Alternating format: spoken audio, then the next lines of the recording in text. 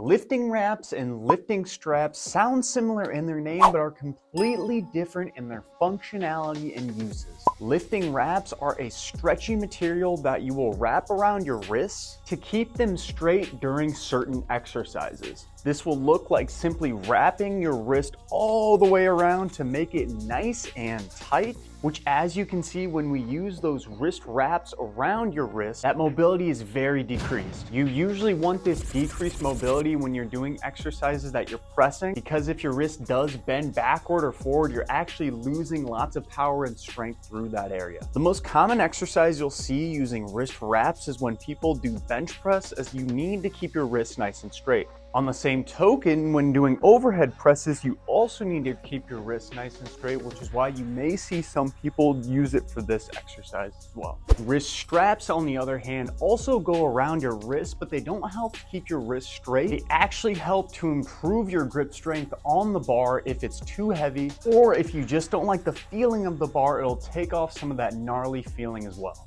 I like to use them because I don't like to use chalk all the time and rip up my hands when doing those heavy lifts. Now, I'm not using these on a heavy device, but I'm simply just showing you that this is what they would be used for. So as you can see here, I have those lifting straps attached to the barbell like so, and that allows me to lift the weight without using quite as much of my grip. This is often used during heavy deadlifts, or sometimes people use it for rows. Technically, if you wanted to, you could attach these to a pull-up bar or a lat pull-down machine and also do those exercises with the assistance of those straps. Now, both of these are great lifting tools to allow you to maximize your results in the gym, but they can be a crutch if relied on. I'd recommend still improving your grip strength and your wrist strength in conjunction with using these to get the best overall fitness results for yourself.